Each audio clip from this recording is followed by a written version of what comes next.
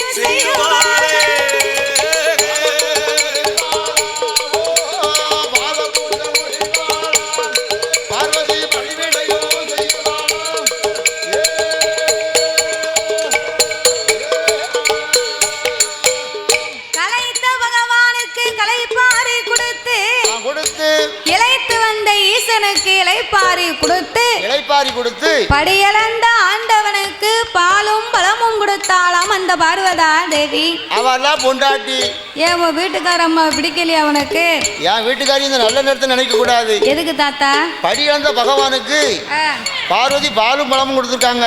அம்மா அவர் படியிழந்து வந்தார், பார்வதி பசியாச்சுனா கொடுத்தா. நான் வில்லுப்பாட்டு படிச்சு வீட்டுக்கு போகும்போது என்ன உங்க பாட்டி வாசல்ல சட்டாப்பையோட நிக்கா.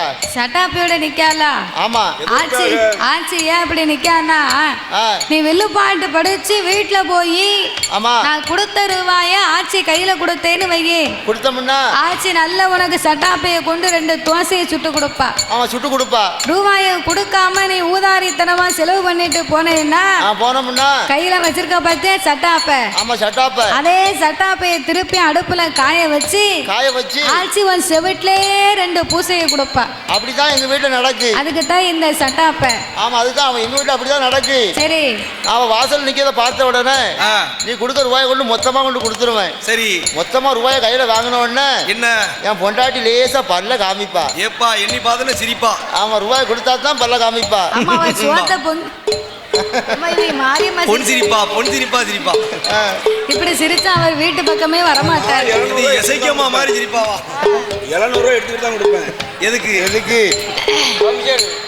அரசாங்கம் கேட்டேன். அப்போ ரூபாய் கையில வந்து சிரிப்பா பாத்தீங்களா? பெண்களை சொல்ல குறை கிடையாது. சரி. ஆனா பிறந்த ஆம்பளை நம்ம உழைச்சி கொண்டு கொடுத்தா தானே அம்மா அந்த கட்டிய மனைவி நமக்கு அழகா சோத்த வைக்கி குழம்பு வச்சு சரி நம்ம வீட்டுக்காரர் கஷ்டப்பட்டு உழைக்கார் அப்படின்னு அம்மா ஒரு முட்டையை அவிச்சு.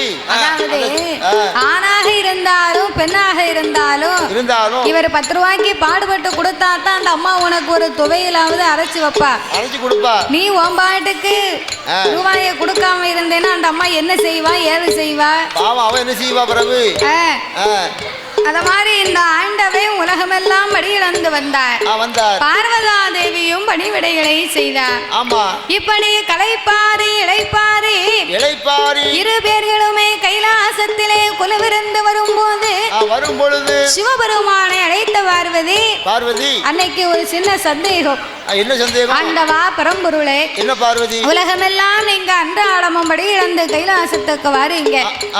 அப்படி வரும்போது இந்த உலகத்து மக்கள் எல்லோரும் யாரை வணங்கி வருகிறார்கள்? இது என்ன கேள்வி? பார்வதி நான் தான் உலகத்தை படைத்தேன் பாதுகாத்தேன் 10 பொருளுக்குமே அர்த்தமாகவே இருந்து வருகிறேன் அம்மா. 10 பொருளுக்கு அர்த்தம் என்றால் என்ன பகவானே? 10 பொருளுக்கும் அர்த்தம் என்றால் என்ன தெரியுமா? என்ன? ஒன்றாண்டி சிவ உடையவே நுணந்தாண்டி ஒன்றாண்டி சிவ உடையவே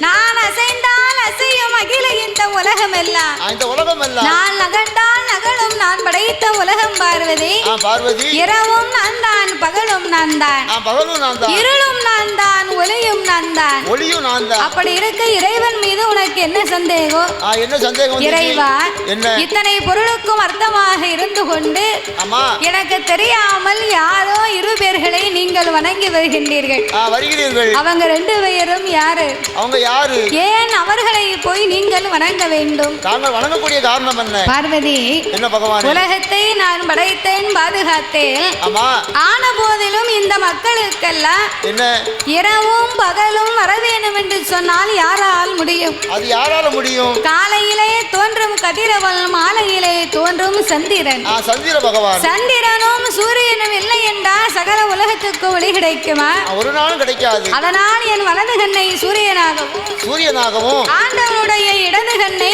சந்திரனாகவும் நான் வணங்கி வருகிறேன் என்றார் பார்வதிக்கு அப்பமும் பகவான் மேல நம்பிக்கையே வரல கொஞ்சம் கூட நம்பிக்கை வரல அது எப்படி இந்த ஆண்டவனுடைய இரண்டு கண்களும் சந்திரன் சூரியனாக இருக்க முடியும் அது எப்படி இருக்க முடியும் ஒருவேளை இந்த ஆண்டவனுடைய கண்ணை வரைச்சாத்தான் இந்த உலகம் எப்படி இருக்கும் இதனையே இன்றைக்கு நாம் பரிசோதித்து பார்க்க வேண்டும் என்று ஆதிசக்தியான பார்வதி அவள் சிவனுக்கு தெரியாமல் பின்னால் ஓடி வந்து இரு கரத்தாலே இறைவனுடைய திருக்கண்களை மறைத்து விட்டார் இரண்டு கண்களை மறைத்து விட்டார் பார்வதி கண்ணை சிவபெருமான் கண்ணை மறைத்தா இந்த உலகம் தாங்குமா எங்க பார்த்தாலும் ஒரே இருள்மயமா இருக்கு பகவான் கண்ணை பொத்தினோட எங்க பார்த்தாலும் ஒரே இருட்டு உலகமே இருட்டா இருந்தா நம்மளால எந்த வேலையும் பார்க்க முடியுமா ஐயா ஒரு வேலையும் செய்ய முடியாது எந்த வேலையும் ஓடாது முடியாது அப்போ இந்த ஆண்டவனாகிய பகவான் இந்த பார்வதிக்கு நமக்கு இருக்கக்கூடிய ரெண்டு கண்ணு தானே இவனுக்கு தெரியும் அது மட்டும் தானே தெரியும் சிவபெருமானுக்கு மூன்றாவது கண் எச்சிக்கண் இருப்பது இதுவரைக்கும் தெரியாது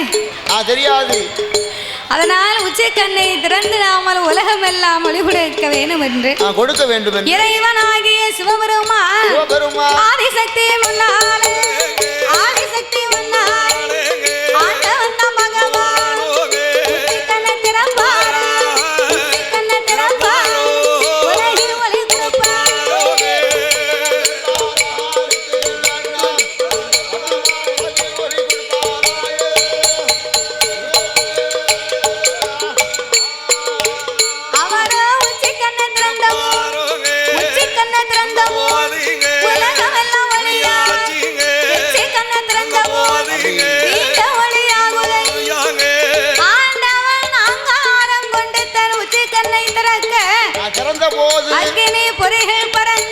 பறந்து ஆங்கார ஓங்கார ரூபங்களை கொண்டு காளி அம்சத்தில் வீர சுரூபத்தோடு ஒரு பெண் வந்து பிறக்க நீ உச்சி கண்ணிலே காளி அம்சமாகவே பிறந்ததினாலே அதனால உலக சக்தி உச்சனை வாகாளி அம்மாள் என்று பெரு வடக்கு வாசல் கோட்டையிலே அமர வைத்தார் அப்ப அமர வைத்த நேரம் இந்த பார்வதி பார்த்தாள் சிவபெருமானுடைய இரு கண்களை மறைத்திருக்கும் போது மூணாவது ஒளி எங்கிருந்து வருது என்று பார்வதி கண் முன்னால் வந்து பார்த்தாள் சிவபெருமான் உச்சிக்கண் மகிமையை கண்டு அங்கமெல்லாம் பதறி ஆவி தணலாகி பார்வதிக்கு பயத்தினால் வேர்வை உணர்ந்து இந்த பார்வதியின் வியர்வையை காட்டாத்து வெள்ளமா கரை புரண்டு வருகின்றது ஏகப்பட்ட வெள்ளம் சிவன் பார்த்தார் பார்வதியின் வியர்வையோ ஒரு உப்பு தண்ணி இது உலகம் போனா உலக மக்களுக்கு உயிர் சேதமாகி போகும் என்று தன் 1008 சடா முடியிலே ஓர் முடியை உழைத்து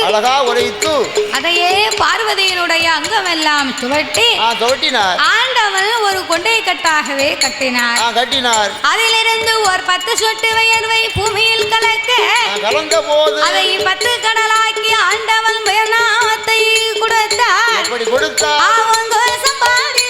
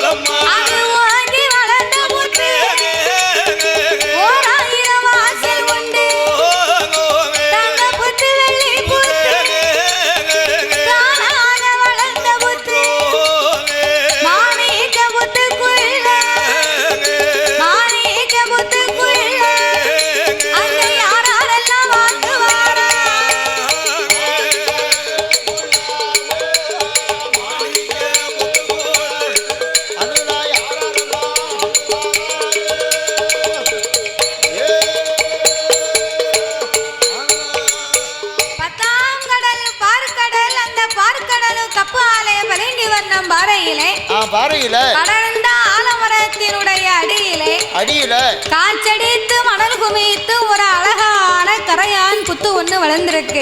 புத்து வளர்ந்துருக்கு. கரையான் புத்து வளர்ந்துருக்குன்னா அந்த புத்துக்கு வந்து கொத்தனார் யாரு? கரையான் புத்து கொத்தனார் யாருன்னு முன்னாடி இருக்க ஆள்கிட்ட காலு. அவ யாருமே கவனிக்கல. ஒருத்தருமே என்னமோ 6 பேர் இருந்து படிச்சுக்கிட்டு இருக்காங்க, நம்ம உட்கார்ந்துருக்கோம் பொழுத கழிக்கணும்னு இருக்காவோ. அவங்க ஒரு கதையை பேசிட்டு இருக்காங்க. பிறவே நம்ம கவனிக்கவே மாட்டாங்க. எப்படி அவங்க பதில் சொல்லுவாங்க? பிறவே புத்துக்கு கொத்தனார் யாரு? நீ எத்தனை படிக்க? 9 படிக்கியோ? 9 படிக்க உனக்கு தெரிய மாட்டேங்குது உனக்கு புத்து கொத்தனார் யாருன்னு. அவ சொல்லுதா, எங்க வீடு கட்டின கொத்தனார் எனக்கு யாரும் தெரியாது. புத்துக்கு கொத்தனார் வந்து கரையான். கரையான் வந்து இந்த புத்தை கட்டினா நாகம் வந்து இந்த புத்துக்குள்ளே கொலுவிருக்குமா? உள்ள கொலுவிருக்குமா? அப்பேர்வட்ட இந்த மாணிக்க புத்துக்குள்ளே செந்நாகம் கருநாகம் கண்ணாடி விருசுகள் எல்லா நாகத்திற்குமே ராஜா ராணியாக இதுல இருந்து கதையை கொஞ்சம் கவனமா கேளு. இந்த மாதிரி நிறைய கேள்வி வரும். அதுல ஒரு கேள்விக்கு பரிசு உண்டு. ஆமா, நீ கரெக்டா சொன்னா அதுக்கு நீ பழக்கம் பேசிக்கிட்டு இருந்தானே சொல்ல மாட்டேன். ஆமா, பரவாயில்ல. அப்பேர்வட்ட அந்த மாணிக்க புத்துக்குள்ளே நாகலோக பட்டணத்திலே வந்து யார் யாரெல்லாம் ஆண்டு வருகிறார் தெரியுமா? சாமி நாகலோக பட்டணத்தில்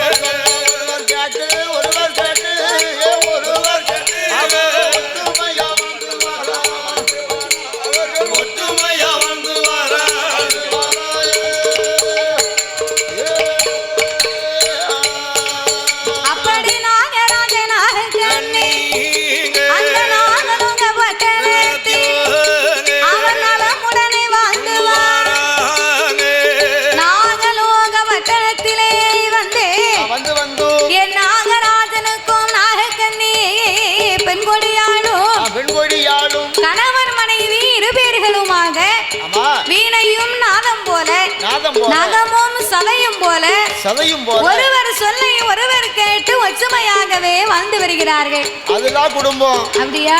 கணவன் சொல்லை மனைவி கேட்டு மனைவி சொல்ல கணவன் கேட்டு ரொம்ப ஒற்றுமையா வாழ்ந்து வராங்க. ஆமா, எங்க வீட்டுல என் பொண்டாட்டி ஏன் சொல்ல கேட்க மாட்டேங்க. உன் பேச்சு கேட்கலன்னா வேற யாரு பேச்ச மதிக்க போறா?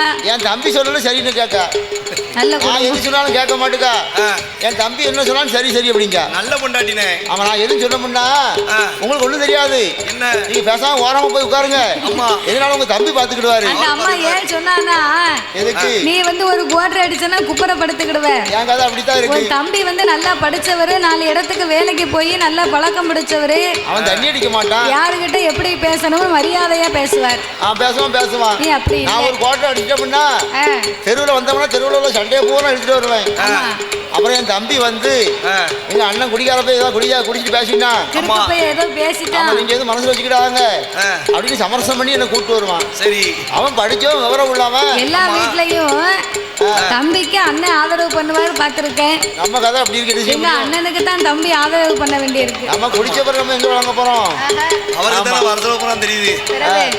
அதனாலே நாகராஜனும் நாகக்கண்ணையும் அப்படி இல்லை, அப்படி கிடையாது. ஏற்கனவே அந்த காலத்து பெண்கள் எல்லாம் வந்து கணவன் மனைவியா இருக்கிறவங்க என்ன ஒருத்தருக்கு ஒருத்தர் விட்டு கொடுத்து வாழ்வார்களாம். அந்த காலம் விட்டு கொடுத்து வாழ்ந்துட்டாங்க. ஆமா, அந்த காலம் உள்ளவங்க விட்டு கொடுத்தாங்க. ஆமா, கணவன் ஏதாவது சொன்னாலும் நம்ம ஐயா தானே, நம்ம வீட்டுக்கார தானே பேசிட்டாரு, கோவத்துல பேசியிருப்பாருன்னு அந்த அம்மா பொறுத்து போவா. இந்த அம்மா ஏதாவது கோவம் வந்து வைங்க, ஏதாவது சேட்டை பண்ணுனா நம்ம மனைவி தானே அப்படின்னு இந்த ஐயா பொறுத்து போவார். அப்படி அப்ப உள்ளவங்க விட்டு கொடுத்து வாழ்ந்துட்டாங்க. ஆனா இப்ப உள்ளவங்க ஏன் அப்படி இருக்காங்களா? இப்ப உள்ளவங்க யாரும் அப்படி இல்ல. அப்போ விட்டு கொடுத்தாங்க. இப்ப உள்ள தாய்மார்கள் எல்லாம் களத்துல போடுறத வித்து வித்து கொடுக்காங்க. அவர் வேலைக்கு போனா தானே, வேலைக்கு போகாம வெள்ளை வேட்டி பண்டாரமா டிப் டாப்பா அலைவாரு. ஊருக்கு ஊரு அரசமரத்துக்கு கீழே உட்கார்ந்திருக்கான். பிறகு இந்த அம்மா இப்படி வேலையை பார்த்தா அவன் எப்படி கொடுப்பா? ஒரு சாப்பாட்டுக்கு வழி இருக்கும். ஆனால் நாகராஜனும் நாகக்கண்ணையும் அப்படி இல்லை. என்ன சுவாமி, இருவேர்களுமே இணை பிரியாமல் வாழ்ந்து கொண்டிருக்க இறைவனுடைய அருளால் அவர்களுக்கு எந்த குறைகளுமே கிடையாது. ஒரு குறை கிடையாது. அவர் எப்பேற்பட்ட செல்வாக்கோடு இருக்கிறார்கள். சாமி மன்னருக்கு மனையிரு மன்னருக்கு மனையிரு மண்ணால குறைவுமே பொருளுக்கு பொருளரு பொருளால குறைவுமே ஆடிருக்கு மாடிருக்கு ஆடிருக்கு மாடிருக்கு அதுக்கு வத்த அங்கே அதுக்கு வத்த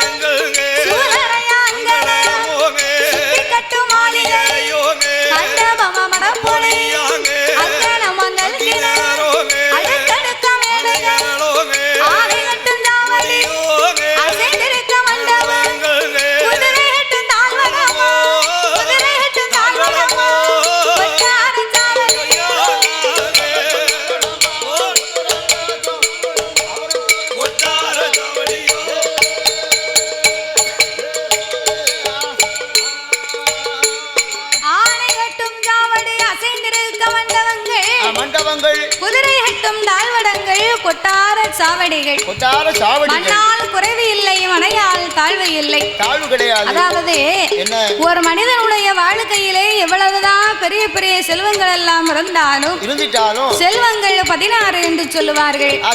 அந்த 16 செல்வத்திலேயுமே வாய் திறந்து பேசக்கூடிய செல்வம் வந்து ஒரே ஒரு செல்வம் தானா? அது என்ன செல்வம்? ஒரே ஒரு செல்வம். நம்ம வீட்டுல பீரோவுல கட்டுக்கட்டா பணம் காசு நோட்டு இருந்தாலும் பணம் வந்து நாமளே அம்மா அப்பா வந்து அழைக்குமா? ஒரு நாள் அழைக்காது. ஏக்கர் கணக்குல நிலம் வாங்கி போட்டிருக்கோம். மண்ணு வந்து நம்மளை அம்மா அப்பா வந்து அழைக்குமா? அது எப்படி அழைக்கும்? நம்ம கழுத்து நிறைய தங்கம் வாங்கி அணிந்திருக்கிறோம். இந்த தங்கம் வந்து நாமளை அம்மா அப்பா வந்து அழைக்குமா? ஒருபோதும் அழைக்காது. இவை மூன்றுமே உயிரச்ச உணர்வச்ச வெறும் பொருள். ஆனால் நாமளை அம்மா அப்பா என்று அன்போடு அழைக்க வேண்டுமானால் செல்வத்திலேயே சிறந்த செல்வமே பிள்ளை செல்வம் தானா? அது பிள்ளை செல்வம். சொத்துக்கெல்லாம் பெரிய சொத்து அதுதான் குழந்தை சொத்து என்பார்கள். அப்பேற்பட்ட குழந்தை செல்வம் இல்லாமல் நாகராஜனுக்கும் அந்த நாகக்கண்ணி பெண்கொடியாளுக்கும் 12 வருடமாகவே குழந்தை பாக்கியம் இல்லாமல் தன் கணவனை அழைத்து அந்த நாகக்கண்ணி சொல்லுகிறாள், என் கணவா ராஜமா எனக்கு வைத்த பிராணனா அது வயதா முடிவரிக்க பிள்ளை 40 வயதா நாடாள பிள்ளை 50 வயதா.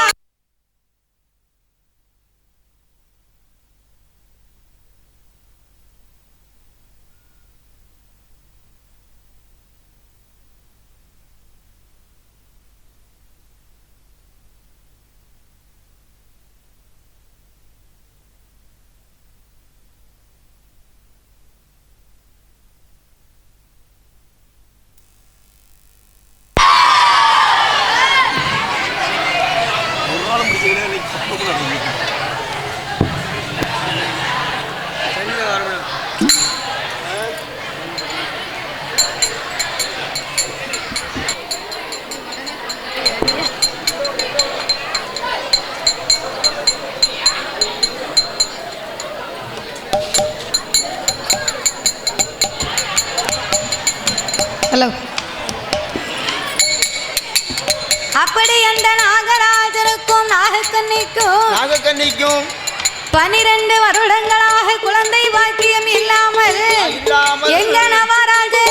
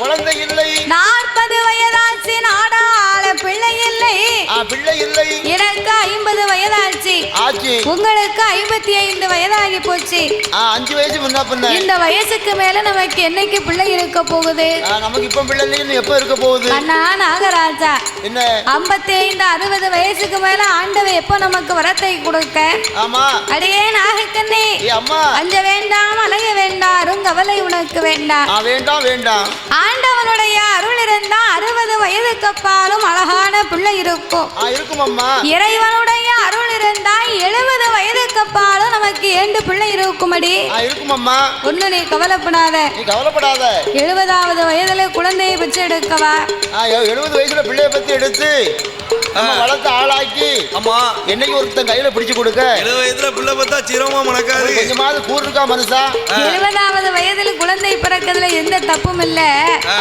குழந்தையை பெற்று எடுத்தா பாட்டி கட்டில இருப்பா அந்த பிள்ளை தொட்டில இருக்கும் தொட்டில கிடக்கும் பிள்ளைய வளர்க்கறதுக்கு ஒரு ஆளு போடணும் ஒரு ஆயா போட்டு தான் பிள்ளைய வளர்க்கணும் பிறகு ஐயா பிள்ளைய எடுத்துக்கொண்டு கடைக்கு போனாருன்னா கடைக்கு கூட்டு போனாருன்னா தெருவுல உள்ளவங்க வேணும்னே கேட்பாங்க என்ன கேட்பான் சுப்பிரமணி என்ன பரமசிவம் உன் பேரனையா கூட்டு போற உனக்கு எவ்வளவு எக்காலம் இருக்கு உனக்கு நான் பெத்த பிள்ளைய கொண்டு போனா பேரனான்னு கேட்கடா பேரனு கேட்கப்பா அப்ப 70வது வயசுல பிள்ளை பிறந்தா நம்மளை பார்க்கிறவங்க இப்படி பலவிதமா பேசுவாங்க மன்னா அதனால் இறைவன் நாமளுக்கு என்னைக்கு தரப்போகிறாரோ என்று அழுது புலம்பி நாகராஜனை அழைத்த நாகக்கண்ணே இன்னும் என்ன சொல்கிறாள் தெரியுமா என்ன சொன்னா கண்ணு நல்ல புளிய மாறும் கண்ணு நல்ல புளிய மாறும் கவிரோடு ஆலமரம் கண்ணிலையும் காயாமலே கவிரோடு என்ன மன்னவா கவிரோடு என்ன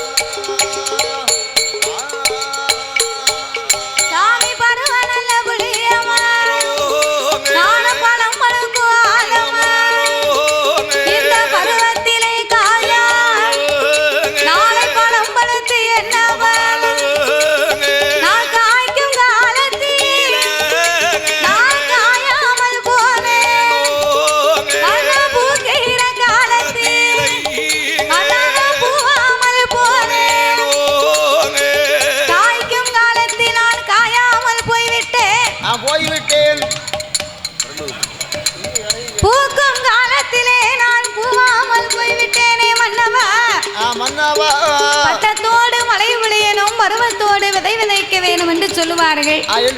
பட்டம் தவறி போனா பணங்களங்கும் நாரா போகுமா?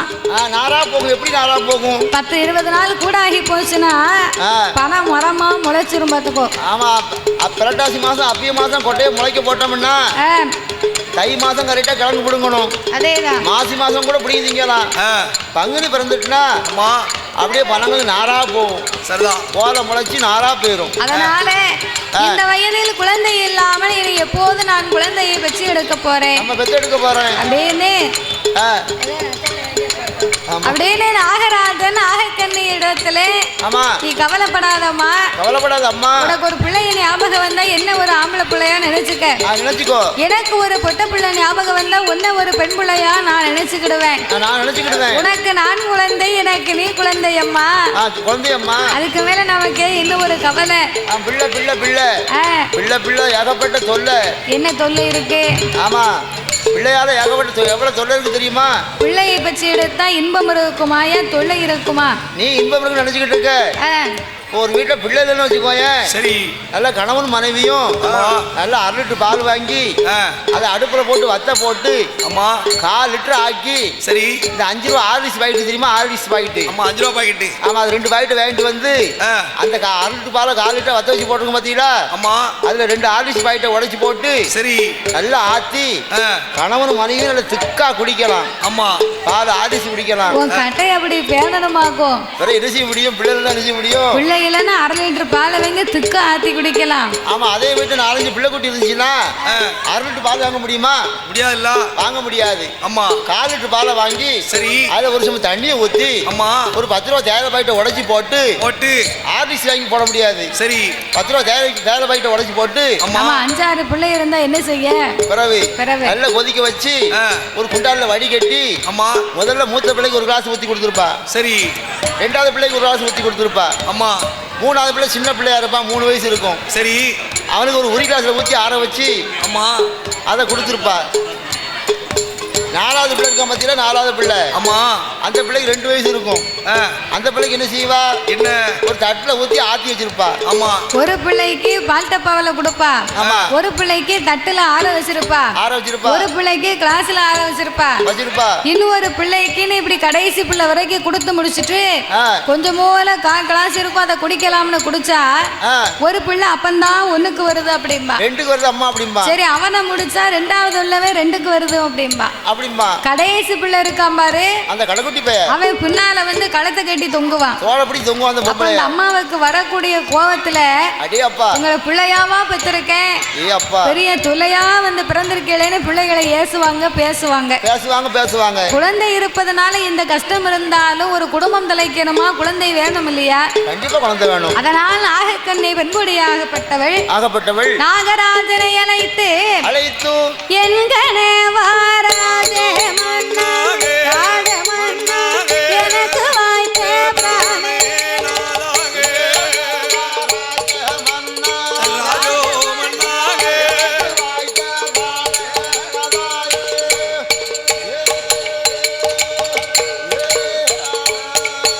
அண்ணா மலடா நாட்டில் வேறு மலடில்லையோ கையாலே வளர்த்ததோரே காரமசு மலடா வீட்டை சுத்தி ஓடிவா ஏ வெள்ள பூன மலடா குப்பைய கிளறுகின்றோ குப்பை கோழி மலடா அதை ஈனாத கிராரி ஒன்று எருவம் மாடு மலடா மலைய நிலமேந்து ஏ மயில பசு மலடா காடு எல்லாம் மேய்ந்து எங்க ஆடு எல்லாம் மேய்ந்து ஏ கருப்பாடு மலடா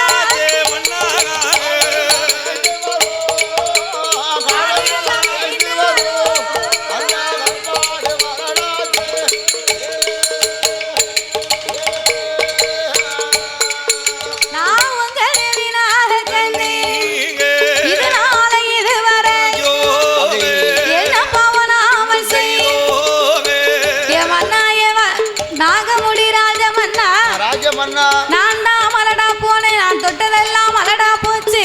மலடா போச்சு வீட்டையே சுத்தி வரும் ஒரு வெள்ளை பூனை. வெள்ளை பூனை. அந்த வெள்ளை பூனை கூட ஒரு குட்டி போடல. ஐயோ குட்டி போடல. குப்பையை கிளறும் ஒரு குப்பை கோழி, கருங்கோழி. கருப்பு கோழி. அந்த கோழி கூட ஒரு முட்டை போடல. ஏன் முட்டை போடல? அது கறிக்கோழியா இருக்கும். அதாவது வந்து கோழி கூட்டு அடைச்சு போட்டிருக்கா. காலையில முட்டை போட்டிருக்குமான்னு போய் திறந்து பார்க்கா. ஆமா, கோழி கூட்டுல முட்டை கிடையாது. என்ன இருக்கு? கோழி விட்ட போட்டிருக்கு. அதை வச்சு என்ன செய்ய? அவன் கைராசி கைப்பக்குவம். ஆமா, மலையிலே மெய்ந்து வரைய மயில பசு மலடா போச்சு மன்னா. ஆமா, காடு எல்லாம் மெய்ந்து வரும் என் கருப்பாடு மலடா போச்சு. மலடா போச்சு. சரி, அதான் போகுதுன்னு பரவாயில்லன்னு சொல்லி உங்க தேவியாகப்பட்ட நான் நாகக்கண்டியானவள். சரி, ஆசை ஆசையா ஒரு தென்னம்பிள்ளை வாங்கி வச்சேன். வீட்டுல தென்னங்கன்னு வச்சியோ? அந்த தென்னம்பிள்ளையும் வளர்ந்து ஒரு தேங்காய் போடும்னு பார்த்தா பாலா போன தென்னம்பிள்ளை ஒரு சின்ன பாலை கூட வரவே இல்லை. சின்ன பாலை கூட விடல. அதனால என் மன்னா நாகராஜா என்ன மலடி மலடி என்று மாநிலத்தில் பியாரா மலடி என்று எனத்தாரும் பேசுவார். நான் இஞ்சி வைத்தா பிஞ்சிரேன், பாவைக்கீரை போட்டா காய்காய். நான் இந்திர நான் உடன் பிறந்து நான் இருசு என்று பேரடு. நான் மஞ்சள் வைத்தா பிஞ்சிரங்கோ, மணல் போட்டா காய்காய். மந்திரையின் உடன் பிறந்து மலடி என்று பேரங்க. மலட்டு பட்ட மார்வல போ, மலட்டு பட்ட மார்வல போ, மக்களோடு சேர்வல போ.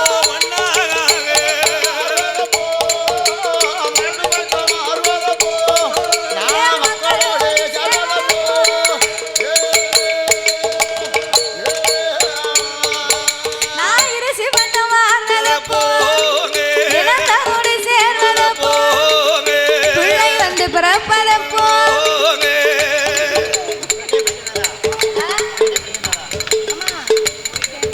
அவன் சுரண்டில் போய் டீ குடிக்கணும் 2 ரூபா வேணும்.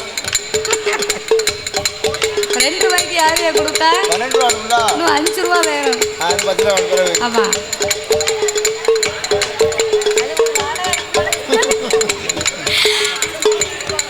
ஏ என் கனவா ராஜ மன்னவா மன்னவா,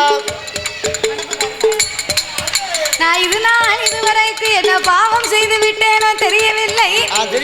வாழ்ந்திருந்து இருவேறு வைகுண்டம் சேரும் வரைக்கும் நமக்கு வழி அனுப்ப பிள்ளை இல்ல. பிள்ளை இல்ல.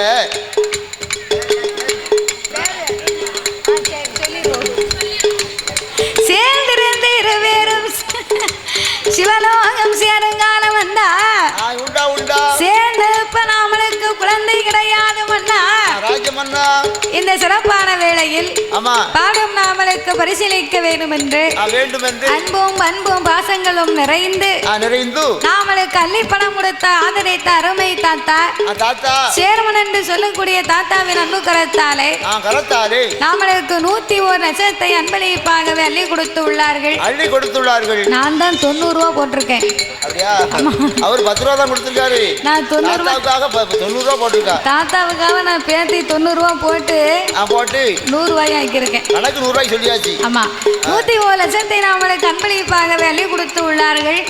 அவர்களுக்கு முன்பதாக நாமளுக்கு பணம் கொடுத்து ஆதரித்தார். பணம் கொடுத்தார், ஆனால் பெயரை சொல்லவில்லை. அதுவே பெருந்தன்மை குணம் என்பார்கள்.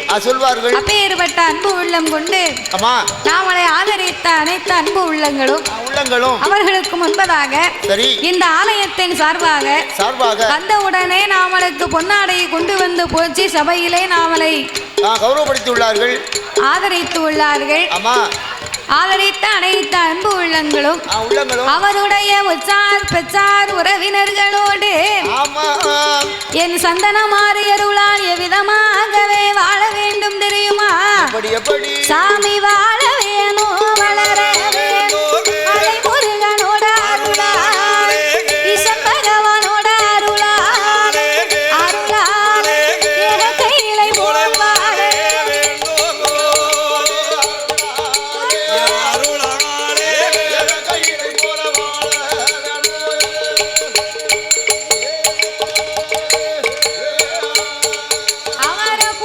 போன இடங்களில்